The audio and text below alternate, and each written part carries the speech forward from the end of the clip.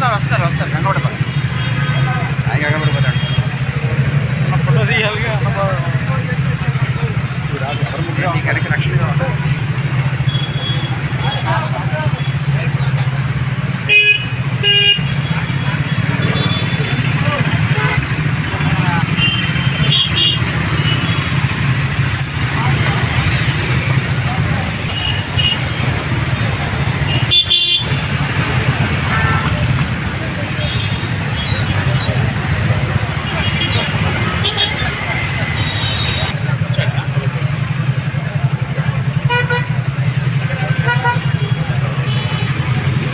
ముప్పై 6వ జాతీయ రహదారి భద్రతా మానసోత్సవాల్లో భాగంగా ఈరోజు 5వ రోజు మనము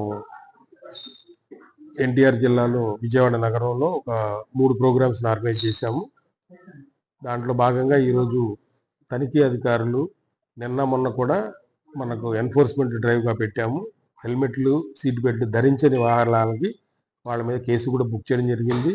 ట్రాఫిక్ ఎన్వైకే నెహ్రూ యువక కేంద్రం వాళ్ళు ఇచ్చినటువంటి ట్రాఫిక్ వాలంటీర్ల ద్వారా హెల్మెట్లు ఉండి కూడా వెహికల్లో పెట్టుకుని వాళ్ళకి కౌన్సిలింగ్ ఇప్పించే వాలంటీర్ ద్వారా హెల్మెట్లు పెట్టుకోవడానికి ఏర్పాట్లు చేశాము. అలాగే హెల్మెట్లు లేని వారికి మీరు కొనుక్కొని వచ్చేదాకా మీ బండి వదలమని చెప్పి కేసులు రాయకుండా అలాగా ఆపేసి వాళ్ళు హెల్మెట్ పెట్టుకుంటామని ప్రామిస్ చేసిన తర్వాత వారు కౌన్సిలింగ్ ఇచ్చి పంపిన దాఖలాలు ఉన్నాయి. అసలు ఏమీ లేకుండా ఇలాగే తిరుగుతూ ఉన్న వాళ్ళకి ఎన్ఫోర్స్మెంట్ చేసి ఫైన్లు వేసిన దాఖలాలు కూడా ఉన్నాయి. కాబట్టి మన విజయవాడ నగర ప్రజలందరికీ మనం విజ్ఞప్తి చేసేది, ఈ మధ్య హైకోర్టు కూడా మనకు ఆదేశాలు ఇచ్చింది. కాబట్టి విజయవాడ నగరంలో హెల్మెట్ ధారణ గురించి చాలా తక్కువ మంది 10% ప్రజలు కూడా లేరని చెప్పారు. గత నెలలలో చేసిన ఎన్ఫోర్స్మెంట్, పోలీసు రవాణా శాఖ చేసిన ఎన్ఫోర్స్మెంట్లో భాగంగా దాదాపు 30% వరకు హెల్మెట్లు ధరిస్తున్నారని చెప్పి కోర్టు అభిప్రాయపడింది. ఇంకా దీన్ని 100% పెంచమని చెప్పిన భాగంగా ఈరోజు మన విజయవాడ నగరంలో 2 వీలర్ డీలర్స్కి సంబంధించిన వారి యొక్క ఆధ్వర్యంలో వాళ్ళ యొక్క సహకారంతో, అట్లాగే కొంచెం వాలంటీర్స్ సహకారంతో మనం ఈరోజు ఆర్టీఓ ఆఫీస్ నుంచి పోలీస్ కంట్రోల్ రూమ్ వరకు, అలాగే పోలీస్ కంట్రోల్ రూమ్ నుంచి బెంచ్ సర్కిల్ వరకు, మళ్ళీ బెంచ్ సర్కిల్ నుంచి మళ్ళీ రిటర్న్ ఆర్టీఓ ఆఫీస్ వరకు వచ్చేలాగా ఒక హెల్మెట్ ర్యాలీని అవగాహన కొరకు విజయవాడ నగర ప్రజల అవగాహన కొరకు ఈ యొక్క ర్యాలీని ఏర్పాటు చేసాం.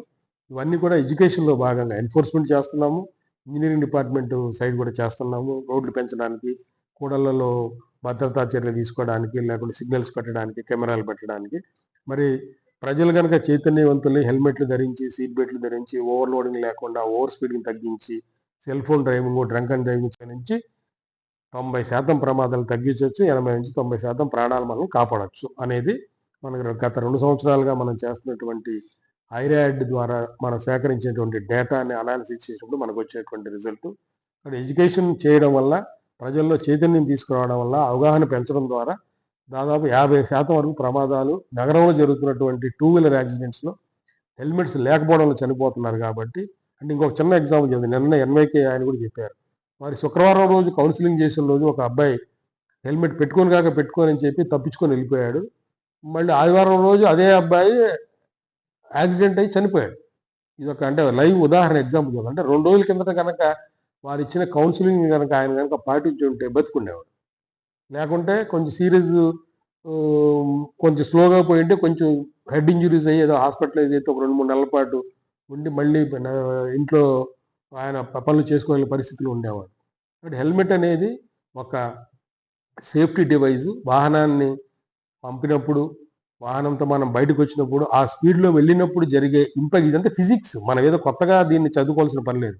20 కిలోమీటర్ల స్పీడ్లో వచ్చినప్పుడు బండి సడన్గా ఆగితే ఎలా పడుతుంది, లేకుంటే మళ్ళీ బండి కొలిజన్ అయినప్పుడు మన తల రోడ్డుని ఢీకొన్నప్పుడు ఎంత స్పీడ్తో, ఎంత యాక్సిలరేటివ్గా పడుతుందో అనే దాని మీద ఒక ఫోర్స్ డిపెండ్ అయి ఉంటుంది. దానివల్లనే మన కపాలం ఆ యొక్క ఇంటెన్సిటీని తట్టుకోలేక ఛిద్రం అయిపోయి మనకు బ్రెయిన్ పాడైపోయి చనిపోవడం అనేది జరుగుతూ ఉంది. కాబట్టి హెల్మెట్ అడిషనల్గా మనకు దేవుడైతే స్కల్ ఇచ్చాడో దాన్ని బ్రెయిన్ ప్రొటెక్ట్ చేయడానికి ఇచ్చారు. కాబట్టి మనం ఇప్పుడు పోతున్నటువంటి స్పీడ్కి తగ్గించినట్టుగా మన స్కల్ లేదు. కాబట్టి ఈ యొక్క హెల్మెట్ని తప్పకుండా వాడమని చెప్పి విజయవాడ నగర ప్రజలందరికీ విజ్ఞప్తి చేస్తున్నాం. వీళ్ళు ఈ సలహాలను పాటించి తమ ప్రాణాలను రక్షించుకుంటూ మరి ప్రభుత్వానికి కూడా సహకారంగా నిలవాలని విజ్ఞప్తి చేస్తున్నాం.